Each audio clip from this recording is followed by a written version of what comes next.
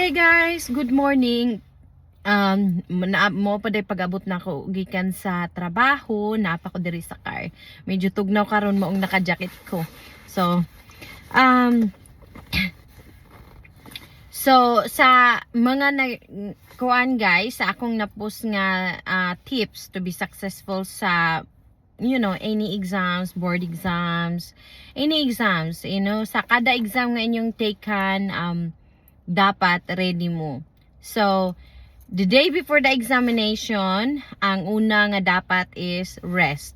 So, ako dili na jud kong magtuon basta the day before examination. Sometimes magpakli-pakli lang ko sa akong reviewer, but no, dili na. Mag-relax lang ko, maghimo ko sa kanang mga paborito na kong akuanan, and then mukaon ko kuan kanang paborito na ko nga pagkaon, but don't overdo it kay magkalibangan na noon ka, dili na ka makaabot sa exam. So next is the same, eat your favorite food and relax most of the day. That's very important. It's like you need your brain break, you studied enough, enough na to.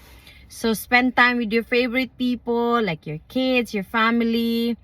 And then I always tell this to my sisters every time they take the exam, the day before the exam, do not do anything. Just stay in the house or stay where you are, eat, cook food, something like that. Relaxation. So importante nga, kuan, kana na ang ma-relax inyong body, pati ang inyong brain para ready ini ka the next day. So, do not eat food that will hurt your stomach. Yes. It's good to eat your favorite food, pero mag-careful mo kay kung kaon mo food nga will hurt your stomach, will cause diarrhea, na inig-take ninyo test dili na mo ka focus kay magka-diarrhea na mo. So anyway, stay near your testing sites or test locations is very important, especially sa mga board exams. Like when I took my civil service exam, yes, I did take my civil service exams diha sa Pilipinas, and luckily I passed. Pero I passed. First test taker ako sa civil service. So wala kuan kana na ang dito jud mi nagstay sa Pagadian na.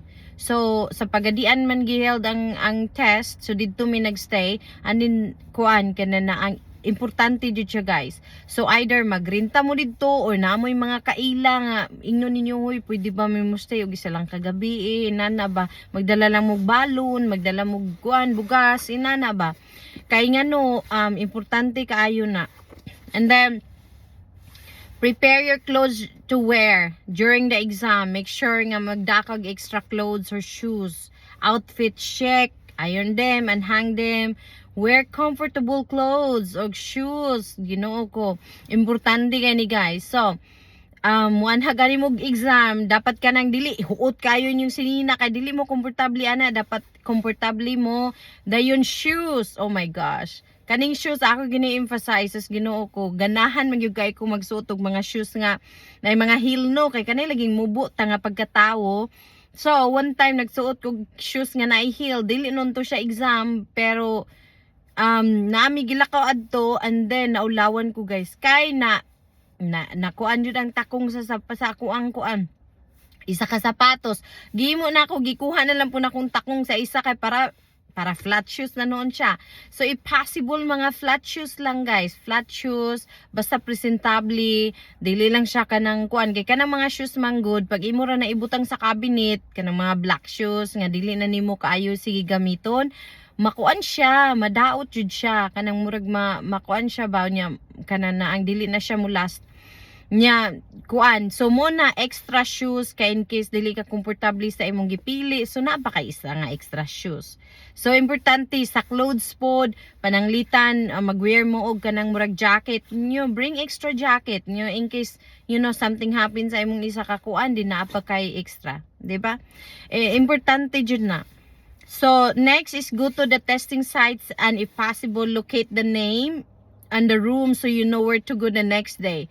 Look how many minutes is the ride so you know what time you have to get up, and you have to get up and go to your testing center. So tanawon nimo kung kuan kana nang importante ni siya guys, especially diya sa Pilipinas nga kana na ang kuan, kana na ang wala ka kabalo kung asa ni siya dapitan niya, daghan ito mga pasikot-sikot kayo.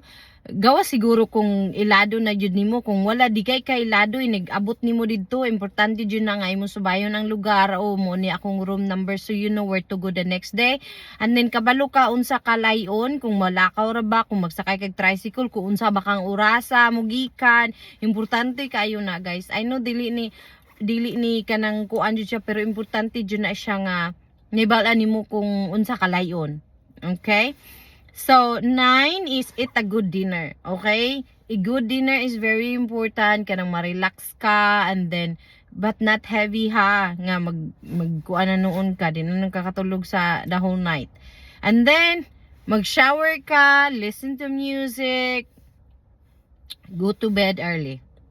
Importante kay na. Set your alarm. Ako at least 2 hours or earlier than that. Kay kuan pa man, igmata na ako, di pa man kumata dayon magsugod og kaligo, mag-prepare, dili pa. Nya, yusahay, matulog pa kog balik for 15 minutes. Anyway, ang ako ganing alarm, mag-alarm kog 1 hour, then mag-alarm na po kog 1 hour and a half. Kay para, kana na ang sure nga makamata ko, naapakay kuan ba, extra time.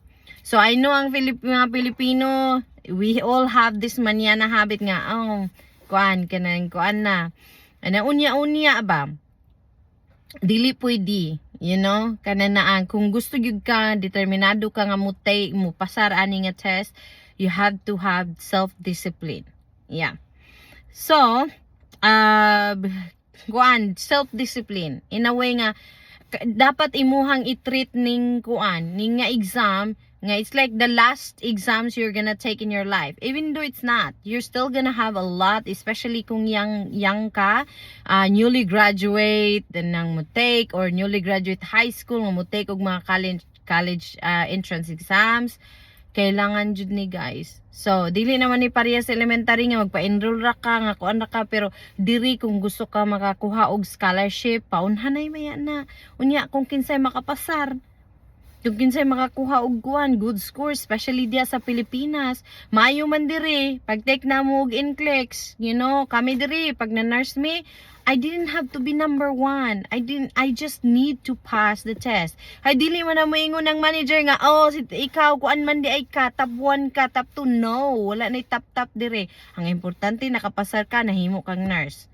Diha sa Pilipinas kay na top. So kung naa ka sa top, daghan kag opportunity nga moabot, sila na mo offer sa job. Pero kung wala ka na top, maski nakapasar ka, you have to go through the process pagyapon. So as I said here, I always treat all my exams like the last exam I will take in my life. Mo to yung mga tips nga akong himuon, mo to yung mga nga akong himuon the day before sa exam.